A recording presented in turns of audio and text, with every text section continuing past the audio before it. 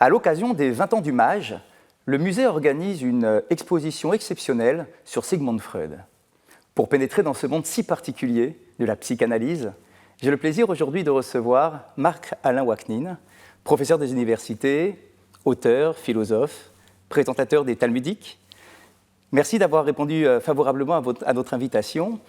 Avant de pénétrer effectivement dans ce monde si complexe qu'est la psychanalyse ou le monde de Freud, de l'inconscient, est-ce que l'on pourrait déjà remettre le personnage dans son contexte pour voir, comme nous disent nos maîtres, un fruit ne tombe jamais très loin de son arbre. Quelle est l'origine de l'approche si particulière de Freud ? Alors, il faut d'abord dire que c'est un homme qui est né en 1856, au milieu du XIXe siècle. Il naît dans une petite ville qui s'appelle Freiberg, en Moravie, et dans un milieu, je dirais, qui est complètement juif, et particulièrement aussi au niveau de la langue, c'est le yiddish qui prévaut, dans un milieu qui est chassidique. Et ça, c'est très important. On a des témoignages de la part de son père lui-même, que lorsque son père était petit, enfin suffisamment adolescent et peut-être même jeune homme, il allait à la synagogue avec un streimel, un chapeau en fourrure, c'est-à-dire que c'est vraiment une famille complètement engagée dans le judaïsme. Mais vous savez qu'au milieu du XIXe siècle, il y a eu la Haskalah, qui a commencé bien avant, mais qui a pris des forces à cette époque-là, et le père de Freud a de plus en plus laissé tomber le rituel juif, mais pas l'esprit ni l'étude. Et on a des témoignages que le petit Freud étudiait la Bible avec son père, et que le père, le samedi, même s'il ne faisait plus le Shabbat selon les rites classiques, étudiait le Talmud et était véritablement versé dans le Talmud. Donc c'est un milieu d'érudits où la langue est le yiddish. Et lorsque le jeune Freud va rencontrer sa future femme, il faut préciser donc que Martha est la petite fille du Chacham Bernay, c'est-à-dire du grand rabbin de Hambourg. Donc dire que Freud serait loin du judaïsme est complètement inepte, si vous voulez, par rapport à son environnement biographique.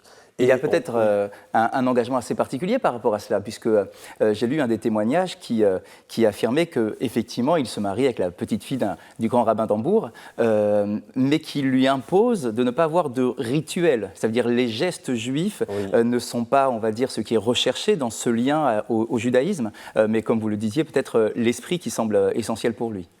Alors, je dirais que nous avons affaire à un des plus grands génies que l'humanité a produit, donc on est nécessairement devant une figure complexe et contradictoire. Et c'est vrai que lorsqu'il rencontre Martha, il lui demande de ne pas allumer les bougies le vendredi soir qu'elle faisait en souvenir de sa mère. Il lui demande même de manger du jambon, ça lui fera du bien. Mais en même temps, il y a cette phrase que je tenais absolument à lire parce que je crois qu'elle est essentielle dans une lettre qu'il adresse à Martha en 1882. Il lui dit « Bien que les formes dans lesquelles les vieux juifs se sentaient à l'aise ne nous offrent plus d'abri, quelque chose d'essentiel, la substance même de ce judaïsme si plein de sens et de joie de vivre, de joie de vivre, n'abandonnera pas notre foyer. » Et donc je crois que ça, c'est quelque chose qui est remarquable, et il va répéter à longueur de lettres et à longueur d'interviews qu'il est resté juif. Dans son autobiographie, il dit « Mes parents sont nés juifs et ils le sont restés, moi aussi ». Et quand il raconte par exemple un témoignage de son voyage à Paris où il rencontre Charcot, et Charcot lui demande est-ce qu'il est allemand, quelle est exactement son identité, à la fin il dit « Je préférais me dire juif ». Donc on est dans cet univers où le judaïsme n'est pas simplement une religion, c'est pas simplement un rituel, c'est un univers social où un antisémitisme est extrêmement virulent à Vienne et que les juifs se sentent juifs parce qu'il y a aussi l'antisémitisme. Et lorsqu'il va entrer à l'université, il dit « Je voulais être allemand », mais il y avait tellement de rejet et tellement d'antisémitisme que je me suis senti profondément juif. Et ça a une influence extrêmement importante dans sa formation intellectuelle, parce qu'il dit « et je me suis senti à l'aise dans l'opposition ». Ce qui veut dire qu'il va avoir toujours cette manière de penser dans une direction, mais aussi dans une autre direction. Alors, quel est le degré d'attachement que l'on peut trouver au judaïsme? Il n'y a pas encore le pays d'Israël. Il y a peut-être quelque chose d'autre. Est-ce que c'est un attachement symbolique ou est-ce qu'il y a vraiment quelque chose par rapport au texte biblique? Vous parliez tout à l'heure d'un enseignement de son père de la Bible. Qu'est-ce que l'on sait exactement sur cela? Alors il y a deux choses. Vous parlez il n'y a pas encore Israël, mais il y a déjà Herzl. Bien sûr.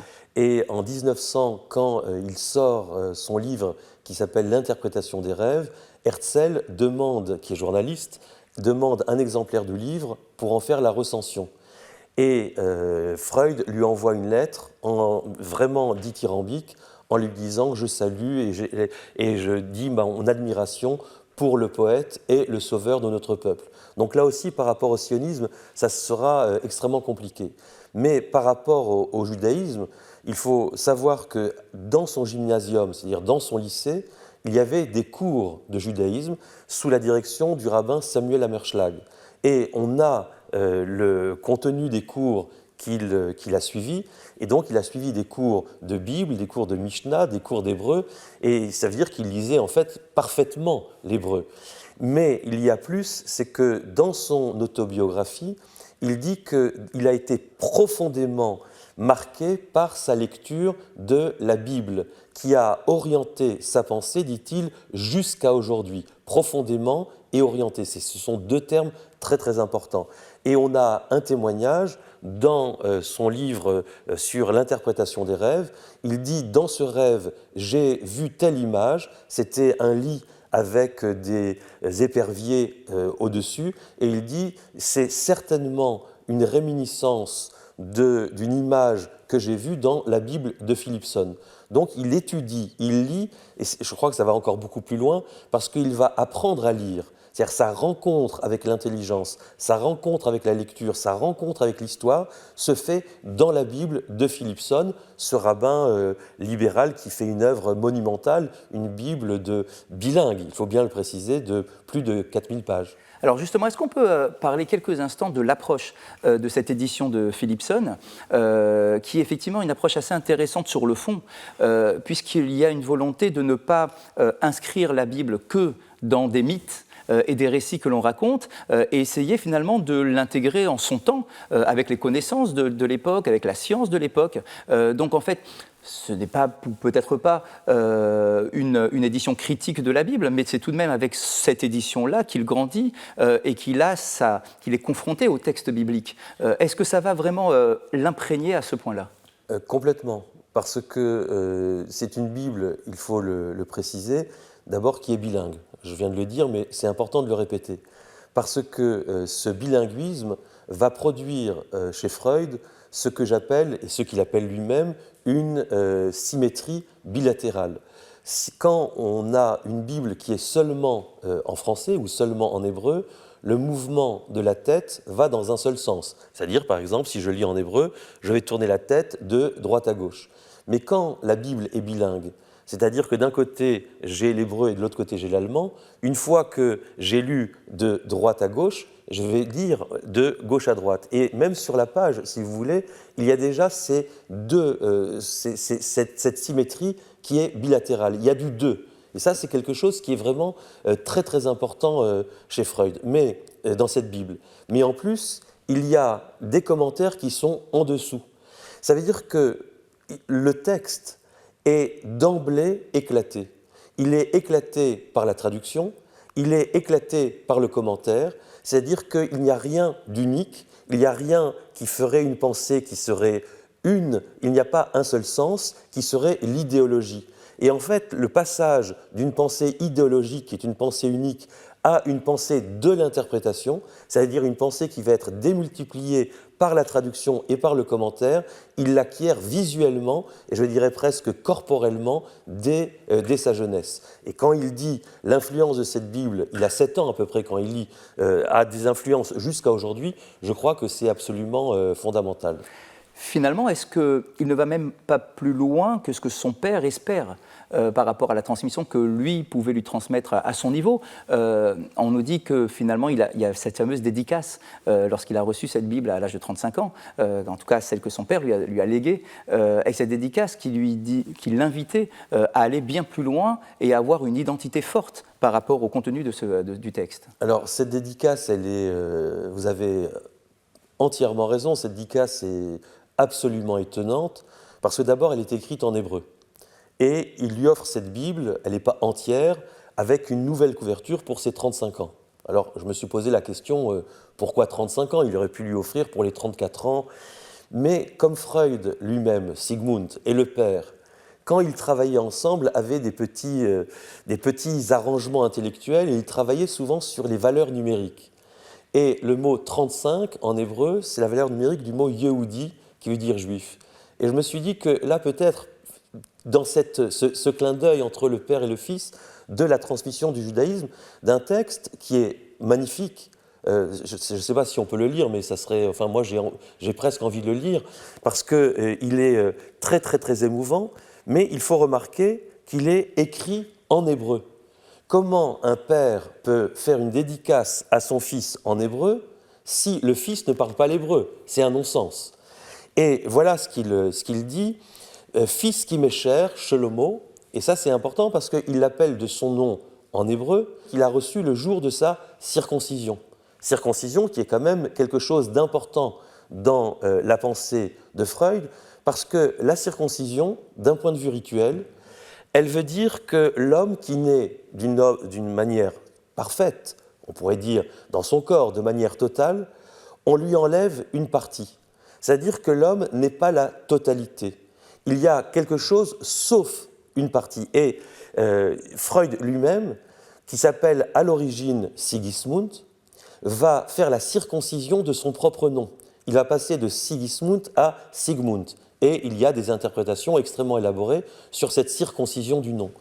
Mais je crois que ce qui est le plus important aussi, c'est que Shlomo, c'est le roi Salomon, et toute sa sagesse, c'est ce qu'il lui écrit « Fils qui m'est cher, Shlomo, dans la 7e année des jours de ta vie, l'Esprit de Dieu commença à t'agiter, et il s'adressa à toi, va, lis dans mon livre, celui que j'ai écrit, et s'ouvriront à toi les sources de l'intelligence, du savoir et de la sagesse. » Et là, on voit qu'il fait allusion à l'épisode que nous venons de signaler, à savoir que l'enfant a commencé à apprendre dans ce livre à l'âge de 7 ans. Ceci est le livre des livres où les sages ont puisé, où les législateurs ont appris le savoir et le droit. Tu as eu une vision du Tout-Puissant, tu as entendu et tu t'es efforcé de faire, et tu as plané sur les ailes de l'esprit. Depuis lors, le livre est resté en réserve comme les débris des tables. Ça veut dire que tu as appris, mais tu as laissé de côté, un petit peu comme les tables brisées. Et il dit à ce moment-là de manière extraordinaire, « Pour le jour où tes années ont atteint 5 et 30, je l'ai recouvert d'une nouvelle housse en peau et je l'ai appelé « Jaillis, ô puits, chantez-le » et je te l'ai dédié afin qu'il soit pour toi un mémorial, un rappel de l'amour de ton père qui t'aime, d'un amour éternel, Jacob, fils de Shlomo Freud. » C'est extraordinaire. C'est un texte incroyable. D'ailleurs, on remarque non seulement toutes les citations cachées de la Bible, mais aussi la façon de présenter l'âge, qui est finalement la façon que la Torah emploie pour présenter l'âge, en séparant les unités des dizaines. Donc en disant 5 ans, 30 ans, c'est particulièrement intéressant de voir que finalement, c'est plus qu'une culture juive. On est imbibé de judaïsme, même s'il n'y a plus effectivement cette pratique-là, mais il y a tout de même quelque chose qui nous habite et qui continue à être une partie intégrante de ce que nous sommes au quotidien. Alors là, c'est une formidable remarque dans la mesure où cette manière de décomposer le nombre, au lieu de dire 35, on dit 5 et 30, comme dans la tradition biblique, c'est ce que Freud lui-même va reproduire par la suite dans l'interprétation des rêves. C'est-à-dire que son rapport au langage va être un rapport d'éclatement. Je dis souvent, j'utilise le terme de lire aux éclats. Parce que ce qu'il va apprendre dans la Bible, sa manière de lire l'hébreu, c'est que l'hébreu est une langue, contrairement au français ou l'allemand, une langue, non pas une langue de mots, mais une langue de lettres. Et on peut donc découper les mots pour en avoir plusieurs. Par exemple, si je prends un des mots qui se trouve dans la dédicace, où il dit qu'il a acquis la sagesse, chokhma. Les maîtres du Zohar découpent le mot chokhma en deux et écrivent le mot koachma, ce qui veut dire la force du quoi, l'intelligence serait la force du quoi. Quand Freud va interpréter les rêves, il dit que quand j'ai un mot dans les rêves, et il va expliquer que c'est le même phénomène qui existe dans le mot d'esprit, il faut découper le mot en deux. Et c'est ce qui fait, si vous voulez, la jouissance même de la signification. Alors il donne 3 exemples, et c'est important. Il donne un exemple en français, un exemple en italien et un exemple en allemand. Ce qui est aussi important parce que sa manière, son rapport à l'intelligence est un rapport aux différentes langues et à la question de la traduction qu'on a évoquée précédemment. Et il parle d'une dame qui énonce dans le mot d'esprit lui-même presque toutes les pensées que nous pourrions lui prêter. Elle dit à quelqu'un « Vous m'avez rendu curieuse de rencontrer un parent de Jean-Jacques Rousseau, un homme qui lui serait peut-être apparenté par l'esprit. Et que vois-je ? Un jeune homme, roux et sot. » Et donc, Rousseau devient roux et sot, exactement cette coupure, cet éclat que l'on a comme dans le mot chokhma, et il donne d'autres exemples que je peux vous donner si vous voulez, mais c'est extrêmement ludique. Mais on reste dans le même esprit, je trouve, que je souligne depuis le début, qui a été cette vision, je dirais presque une révélation. Pour lui, la Bible a été révélée dans son éclatement, et c'est ce qu'il va reproduire dans toute sa recherche. Alors essayons, une fois que nous avons un peu compris tout cet environnement et la façon dont Freud grandit à travers les versets bibliques, et d'ailleurs on sait qu'à travers tous ses écrits, on trouve au moins 400 citations de la Bible et autres textes talmudiques, la question du paradoxe porté par la psychanalyse. Freud, père de la psychanalyse. À cette fameuse question de savoir, est-ce que la psychanalyse est une science juive ou universelle ? Et là, finalement, même s'il n'a jamais remis en cause son identité juive, il a toujours défendu la thèse que la psychanalyse est une science universelle. Est-ce qu'on peut vraiment aller jusqu'au bout de ce raisonnement-là et affirmer que la psychanalyse se détache de sa source juive, ou bien est-ce qu'elle est naturellement portée par les valeurs du judaïsme ? Alors, c'est une question qui est complexe. Freud lui-même a dit très clairement, et il semble d'ailleurs, que lorsqu'il a voulu nommer un héritier, il a préféré nommer Jung, à qui il lui a remis sa bague, plutôt que quelqu'un d'autre. Pourquoi ? Parce que stratégiquement, il voulait que sa découverte, dont il avait conscience de la grandeur, soit quelque chose d'universel. Et donc, même si il est éminemment clair pour nous que la psychanalyse puise ses sources intellectuelles, techniques, que la question de l'inconscient est peut-être même liée à la notion de la Kabbale et de ce qu'on appelle en hébreu Chokhmat Hanistar, le savoir caché, je crois que le judaïsme est vraiment le judaïsme lorsque lui-même est universel. C'est-à-dire que la leçon de Freud, c'est pas qu'il veut seulement cacher les sources du judaïsme dans sa psychanalyse, comme je viens de le dire, mais c'est, je pense, beaucoup plus profond et encore beaucoup plus visionnaire de sa part. C'est-à-dire qu'un juif est juif quand il n'est pas que juif. J'aime me souvenir de cet enseignement de Rashi qui dit à propos du travail du temple, qui est justement en référence avec la dédicace. Parce que la dédicace, il lui dit « Mon fils, tu as acquis la chokhma, la bina et le da'at. Tu as acquis la sagesse, l'intelligence et le savoir. » Ce qui se réfère à Betzalel, c'est-à-dire cet homme qui va fabriquer, construire, c'est l'artiste du temple. Et dans le texte de l'Exode, au chapitre 26, au verset 1, il est dit « Et tu feras une melechet marchevet », un travail qui est réfléchi, qui est pensé. C'est-à-dire, c'est intéressant parce qu'on a la marchava, la pensée, etc. Et là, Rashi dit, c'est quoi melechet marchevet ? Il dit, c'est faire une tunique en soie, il dit même une ceinture en soie, où l'artiste est capable de dessiner d'un côté un aigle et en même temps, de l'autre côté, de dessiner un lion. Et la notion de pensée, c'est que lorsqu'on a des deux côtés, on a deux côtés, pas quand il y a un seul côté. Et je me suis demandé, mais pourquoi Rashi veut donner cette interprétation. Et on se souvient que le lion est l'emblème héraldique d'Israël. Yehuda, Judas, donc Yehudi, le juif, c'est le lion. Alors que l'aigle, c'est l'aigle de l'empereur, c'est l'aigle des nations, l'aigle romain, c'est l'aigle imperator. Et il dit que Melechet Marchevet, me semble-t-il, dit Rashi, c'est quand on est à la fois lion et aigle, quand on est à la fois juif et universel. Et lorsque, par exemple, Lévi-Strauss, qui est un des autres génies du XXe siècle, Freud a été du XIXe et du XXe, et Lévi-Strauss est un génie du XXe siècle, quand il dit que toute culture est une collaboration de cultures, une coalition de cultures, il dit la même chose. Ça veut dire que Freud ne pouvait être qu'universel en étant juif, parce que s'il n'avait été que juif, la psychanalyse n'aurait pas existé, parce qu'elle n'aurait pas été intelligente. Et si elle n'avait été qu'universelle, elle aurait été aussi peu intelligente. Et donc, l'intelligence, c'est la capacité du pont, du lien entre les langues, entre les intelligences et entre les cultures. Il est toujours intéressant de remarquer qu'à cette époque, avec la montée du nazisme, on sait pertinemment qu'en 1933, dans le très grand auto-da-fé de Berlin, non seulement on a brûlé tous les textes bibliques, mais on a aussi jeté au feu tous les textes dont les auteurs étaient juifs. Et Goebbels, qui était, on va dire, l'un des meneurs de cet auto-da-fé, voulait absolument se débarrasser de cette culture juive qui mine la société et la race allemande.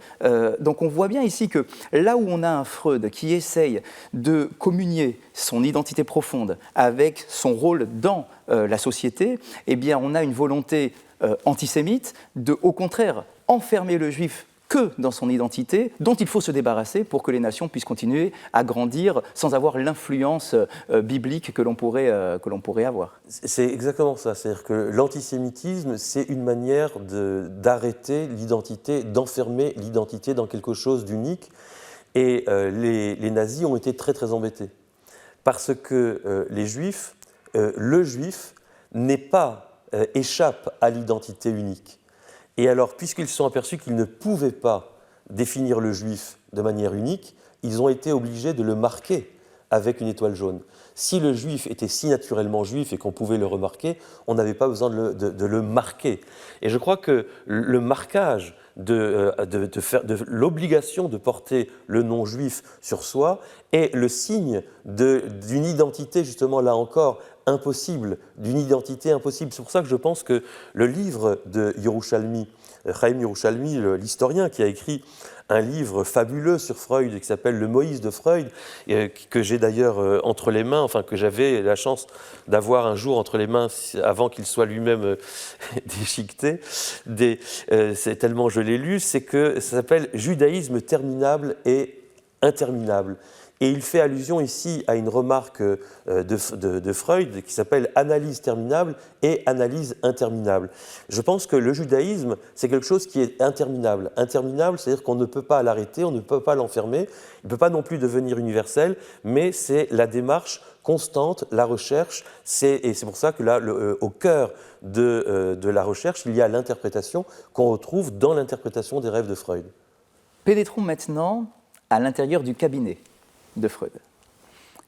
Pénétrons au cours d'une séance de psychanalyse. Est-ce que l'on pourrait dire quelques mots sur la position sur laquelle d'ailleurs Freud était très très rigoureux, que devait adopter le patient et la position que devait adopter le psychanalyste par rapport à son patient? Le divan et le psychanalyste qui est installé au niveau de la tête du patient. Est-ce qu'il y a une image à chercher dans ce positionnement? Alors je crois qu'une des grandes découvertes de Freud, enfin il y en a beaucoup, mais on parle souvent de la découverte de l'inconscient. Il n'a pas inventé l'inconscient, il l'a découvert et il en a découvert les mécanismes. Mais la découverte freudienne, c'est d'avoir compris quels mécanismes permettent de dévoiler cet inconscient, de le faire parler. Et il invente la séance analytique, et il invente le divan. Or, le divan, c'est, vous venez de le dire, le patient est allongé parce que ça va le le calmer, si vous voulez, ça va lui permettre ce qu'il appelle la règle fondamentale, qui est le fait que le patient doit dire tout ce qui lui passe par la tête.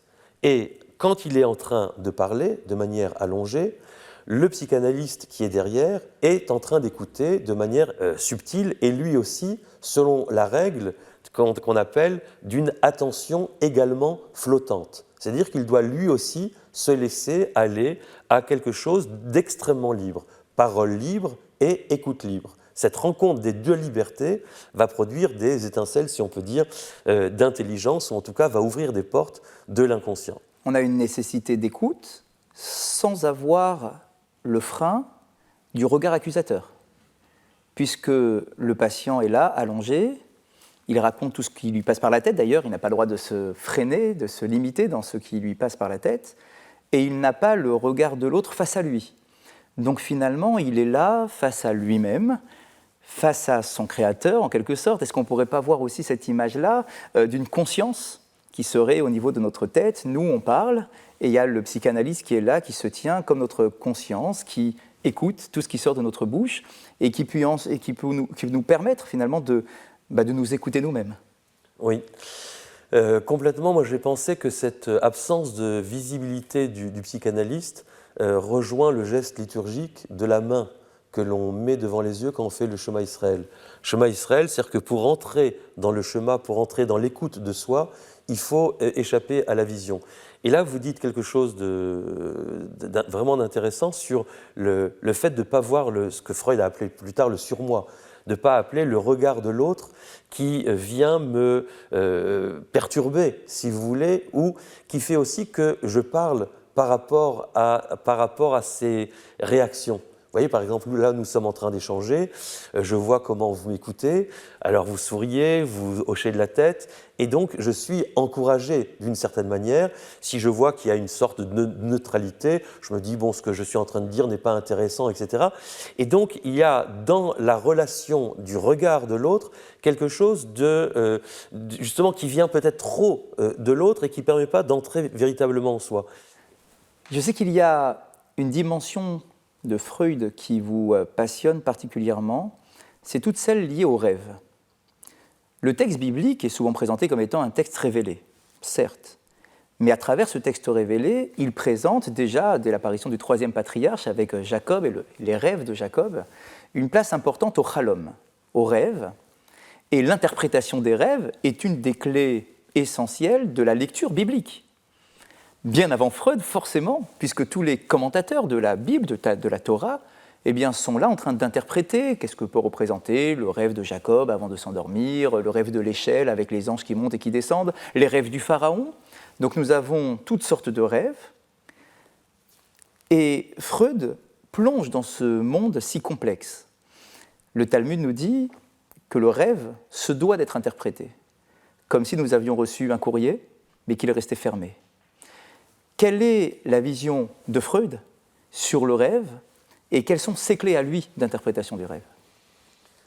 Alors là, on entre dans un continent très très vaste, mais qui est la clé de la pensée de la psychanalyse, me semble-t-il, et Freud lui-même utilisait cette expression, le rêve, la voie royale vers l'inconscient.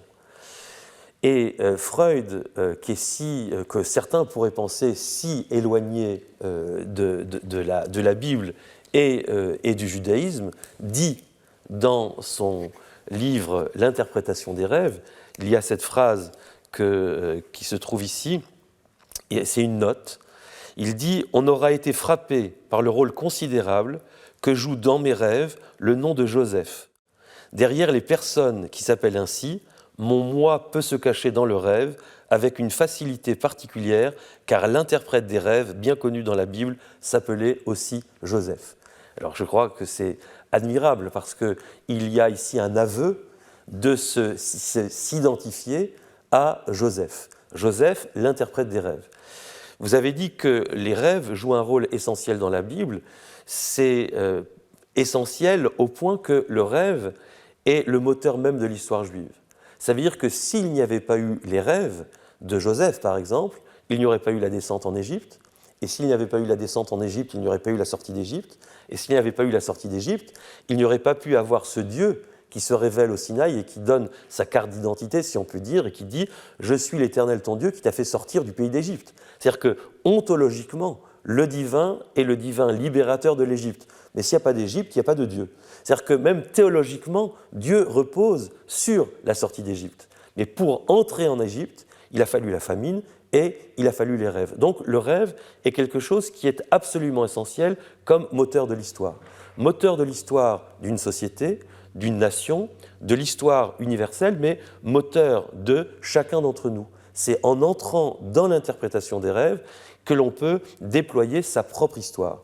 Or, la méthode d'interprétation des rêves de Freud, et ça c'est assez surprenant, c'est qu'on peut démontrer les mêmes méthodes d'interprétation dans Freud que dans le Talmud. Vous avez cité « tout rêve non interprété comme une lettre non lue », un propos de Rav Frisda.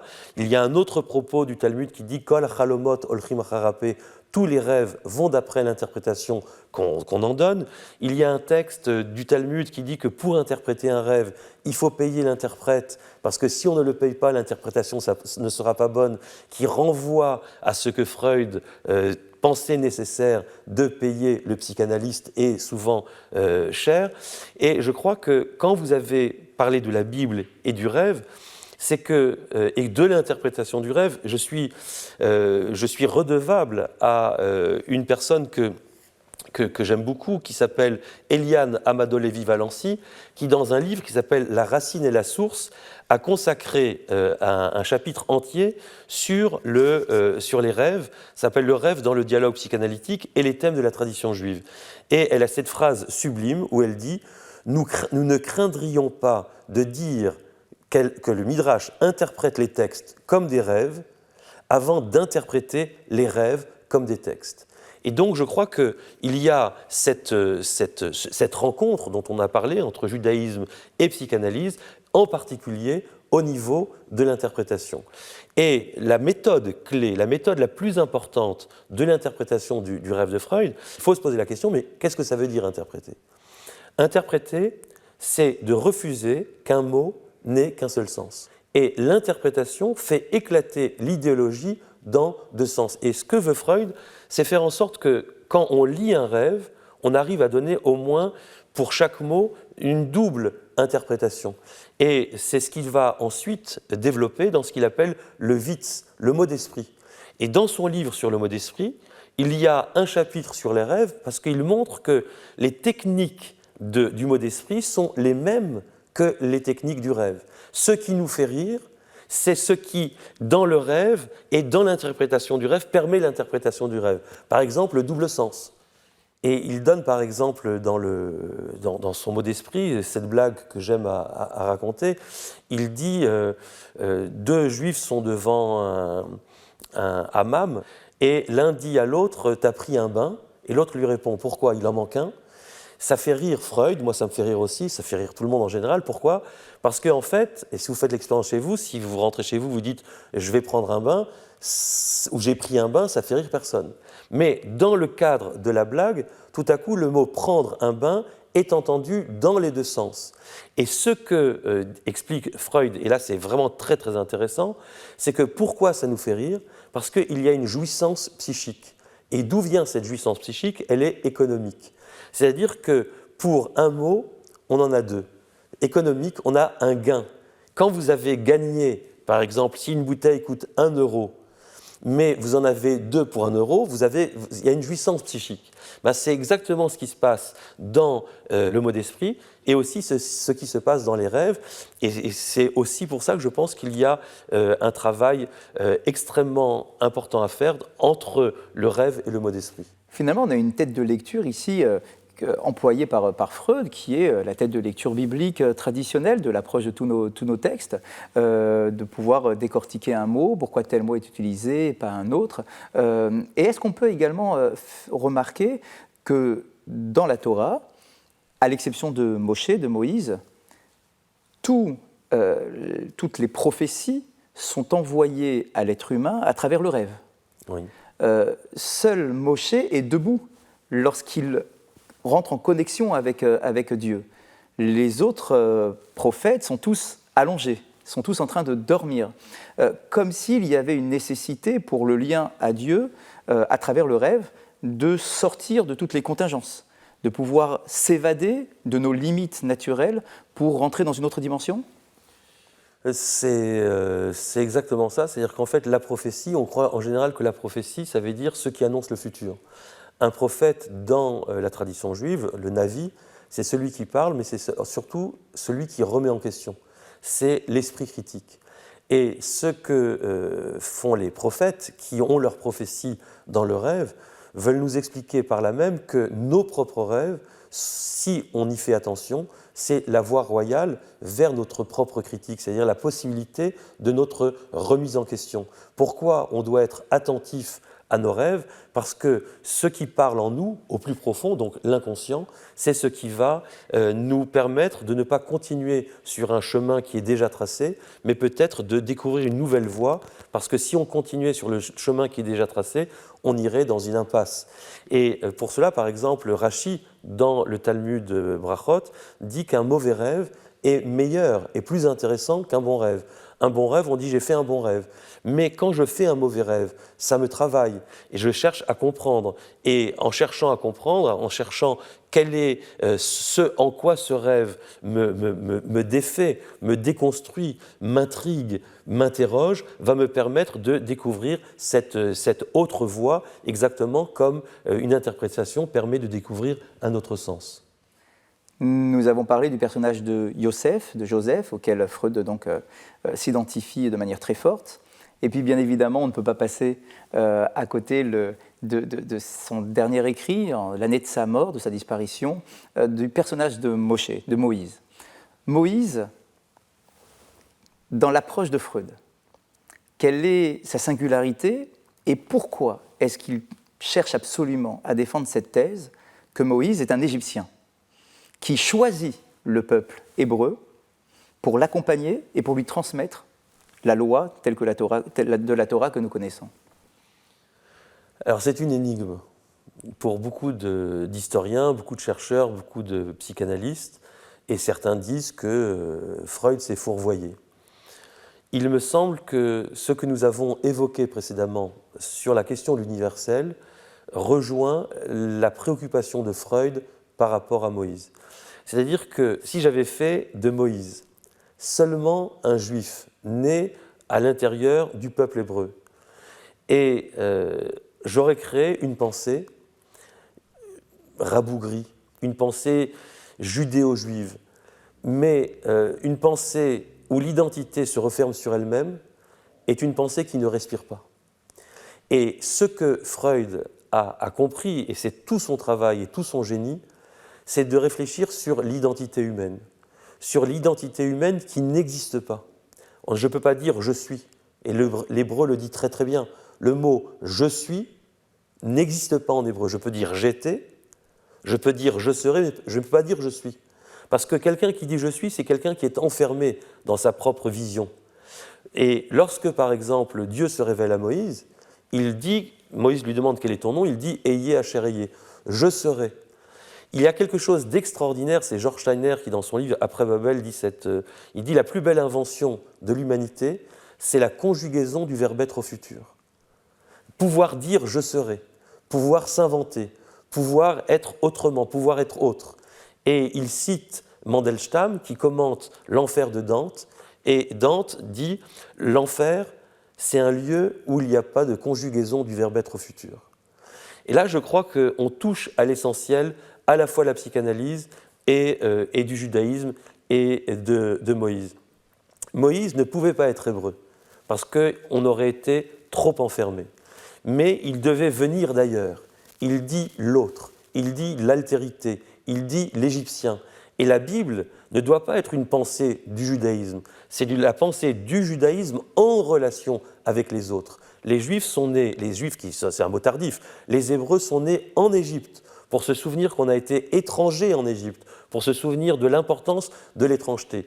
Et ça va tellement loin que j'ai vu un midrash, dans le midrash Tantrouma, dans la version de Salomon Boubert, qui dit que les 10 commandements ont été dits par Moïse au peuple en égyptien, en langue égyptienne, et que le mot Anochi, qui définit Dieu comme « je suis l'Éternel ton Dieu », le « je suis », serait le mot égyptien « ant », qui est connu, c'est la croix, la croix égyptienne, c'est un mot égyptien. Ça veut dire qu'il faut, je dirais presque, deux langues. Il faut deux identités pour avoir une identité vivante. Et je crois qu'on retrouve ce que nous avons vu ensemble au début sur la Bible de Philippson, dans laquelle il y a énormément de références, d'imagerie par rapport à l'Égypte, et le fait aussi que ça soit bilingue. Freud est une pensée du bilinguisme. Freud est une pensée de la traduction. Et je pense que le fait d'être né dans la langue yiddish, il le dit, à un certain moment, en 1930, un docteur aux États-Unis qui s'appelle le docteur Robach lui dit « Vous êtes de tradition juive, vous êtes de tradition d'origine chassidique ». Il dit « Non, je ne suis pas d'origine chassidique, je suis né dans une famille véritablement chassidique ». Et quelle est l'importance du yiddish? Le yiddish, c'est de l'allemand, mais qui est écrit avec des lettres hébraïques. C'est-à-dire que c'est à la fois de l'allemand et c'est à la fois de l'hébreu. Moïse est à la fois hébreu et à la fois égyptien. Freud est à la fois allemand et à la fois juif. Et je pense que le judaïsme qui est fondé par Freud est un judaïsme non pas du XIXe siècle, ce n'est pas un judaïsme du XXe siècle, c'est toujours un judaïsme du futur, parce que par la psychanalyse, par l'interprétation qu'on retrouve, par les sources talmudiques qu'on retrouve, mais surtout par cet éclatement généreux de la pensée, on retrouve toujours la possibilité de conjuguer le verbe être au futur. Peut-être pour terminer sur une dernière interprétation d'un rêve, le rêve de Jacob, l'échelle, tel que le texte le dit, les pieds de l'échelle sont posés sur terre et la tête de l'échelle est dans le ciel. Et nos commentateurs nous disent, eh bien, cette échelle-là représente finalement la stature de l'homme. Nous devons avoir les pieds sur terre. Mais notre esprit, dans les cieux, en nous dégageant du monde matériel qui des fois nous enferme, nous empêche de grandir, nous avons les pieds sur terre et la tête dans les cieux. Peut-être que Freud, finalement, est également un être complexe qui a les pieds ancrés dans un judaïsme traditionnel très fort, très puissant, biblique, mais que son esprit est ouvert vers les nations, est ouvert vers cette idée être universel, transmettre quelque chose de fort qui concerne et qui peut toucher l'être avec un E majuscule, et que nous encore aujourd'hui, ce que nous pouvons apprendre de Freud, c'est cette dualité qui nous permet d'avoir quelque chose de complet, d'entier. Pour être entier, finalement, il faut avoir une tradition forte, avec une aspiration très très large, pour brasser au maximum et pour transmettre au maximum de l'identité, de la lueur que nous pouvons avoir dans les textes bibliques et éclairer effectivement ou servir de lumière à ceux qui en chercheraient. Marc-Alain Waknin, merci beaucoup pour cet échange passionnant à travers ce personnage de Freud. Vous êtes professeur donc des universités, vous transmettez et vous enseignez la puissance de la Torah, la puissance des textes bibliques, et merci vraiment pour nous avoir aidés de découvrir l'inconscient de Freud. Merci à vous. Merci, bon dimanche et à très bientôt.